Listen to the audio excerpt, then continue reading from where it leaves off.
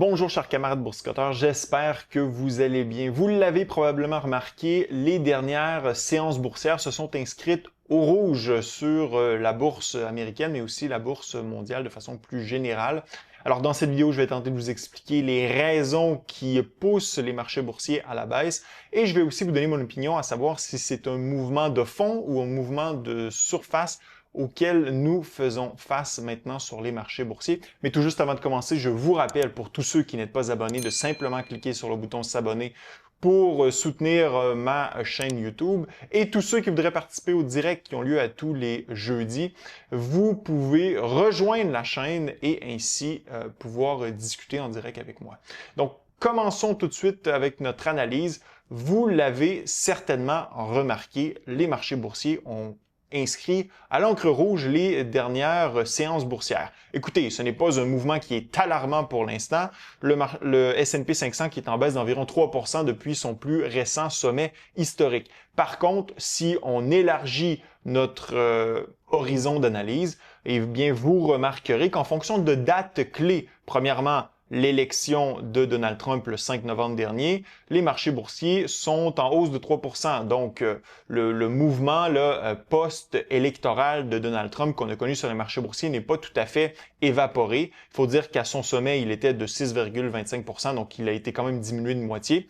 Et depuis l'inauguration de Donald Trump, eh bien, les marchés boursiers sont en baisse d'environ 68 points de base. Donc, effectivement, il y a un effet Donald Trump là, qui initialement était positif et qui le devient de moins en moins sur les marchés boursiers.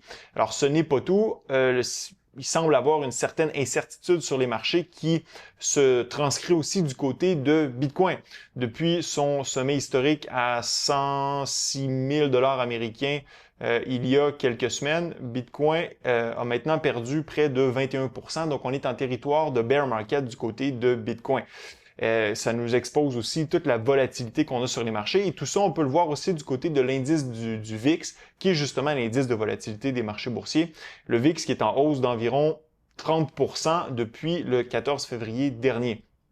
Et toute cette incertitude qu'on a sur les marchés, eh bien, elle se transpose du côté de l'or qui reste une valeur refuge qui est reconnue par la majorité des investisseurs sur les marchés boursiers. L'or, depuis regardez, si on peut regarder par exemple depuis l'élection de Donald Trump, elle est en hausse de 9%.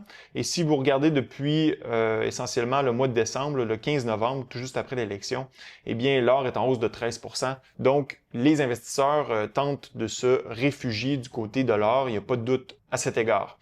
Maintenant, les marchés obligataires nous envoient un message aussi du côté des obligations 10 ans.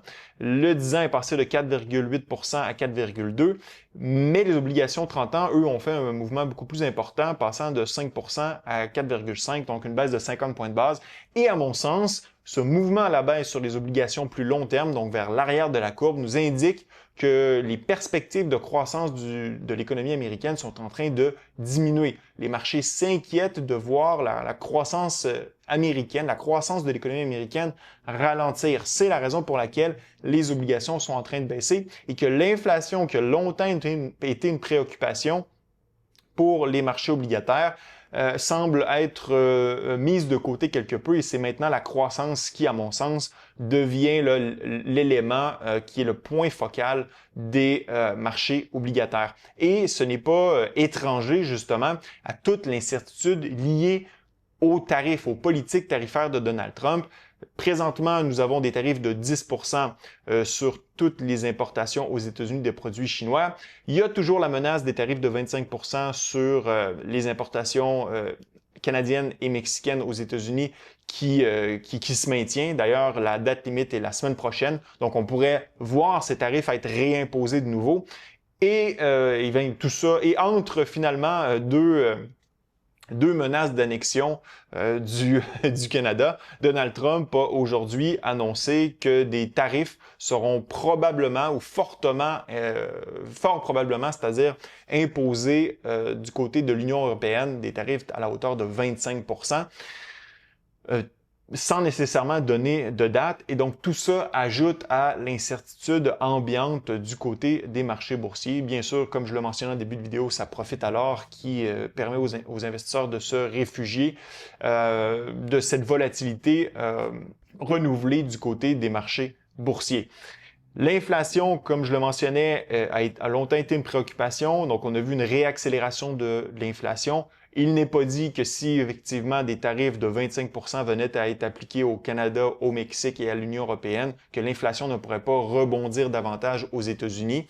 Par contre, ce ne serait pas nécessairement un mouvement continu sur les hausses de prix aux États-Unis, compte tenu que c'est un impact ponctuel que cela crée sur les prix de, évidemment, plusieurs biens et services américains. En fait, ce qui est important de retenir ici, c'est que oui, les tarifs, s'ils sont imposés, vont avoir un impact sur les prix aux États-Unis. Par contre, l'impact ne sera pas continu et généralisé comme il l'a été durant la pandémie avec les mesures fiscales qui ont été introduites par le gouvernement américain.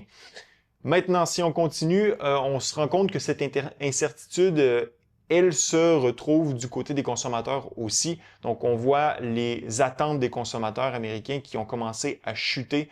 Donc, un consommateur américain qui est de plus en plus, anxieux par rapport à la situation actuelle des États-Unis. Donc, la confiance des consommateurs qui est à la baisse, les attentes d'inflation qui ont recommencé à monter.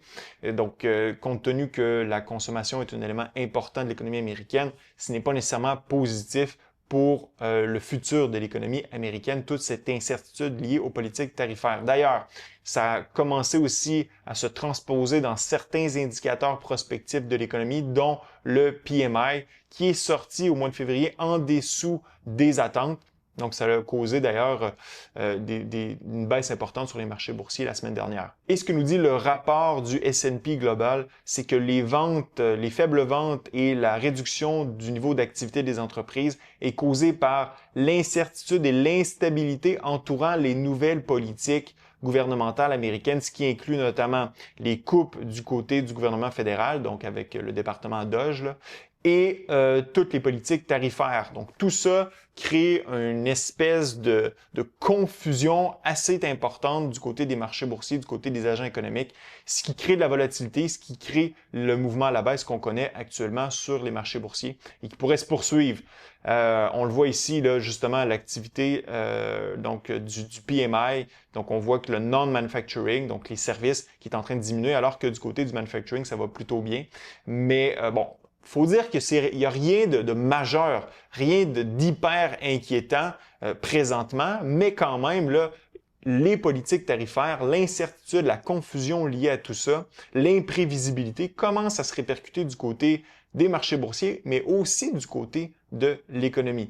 Et tout ça arrive à un moment où les marchés boursiers étaient déjà très valorisé là, de façon très riche du côté du S&P 500 par exemple, qui a un forward PE de 21,8, ce qui est similaire à où on était durant la pandémie, alors que le marché était inondé de liquidités. Et si vous vous rapportez au PE ratio, donc le ratio court-bénéfice actuel, eh bien le S&P 500 se situe à un niveau similaire à où on était durant la bulle de .com, donc la bulle Internet des années 2000. Il faut dire que effectivement les marchés sont survalorisés à mon avis. Et cette baisse qu'on connaît présentement sur les marchés fait du bien finalement. Donc elle est la bienvenue dans un certain sens. Maintenant, est-ce que c'est un mouvement de surface, un mouvement de fond? Seul le futur va nous le dire. Par contre, ce qu'il faut dire, c'est que l'économie américaine, fondamentalement, ne semble pas à risque. Par exemple, le taux de chômage reste sous contrôle aux États-Unis. Si vous regardez la croissance, les prévisions sont toujours assez bonnes. Donc, on prévoit quand même un PIB à 3,2%, donc c'est fantastique. Et du côté de l'inflation, certes, l'inflation est au-dessus de la cible de 2% de la Réserve fédérale américaine, mais c'est la raison pour laquelle elle maintient son taux directeur plus élevé pour finalement amener l'inflation à baisser vers la cible de 2%.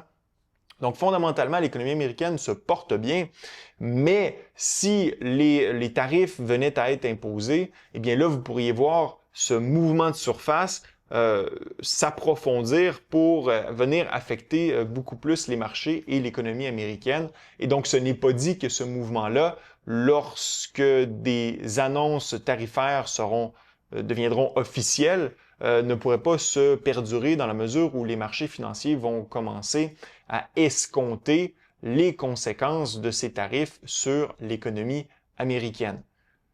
Donc en terminant, laissez-moi savoir dans la zone commentaire si vous pensez que le mouvement baissier actuel sur la bourse est passager ou s'il devrait perdurer dans le temps. Ce fut un plaisir d'être avec vous. À la prochaine.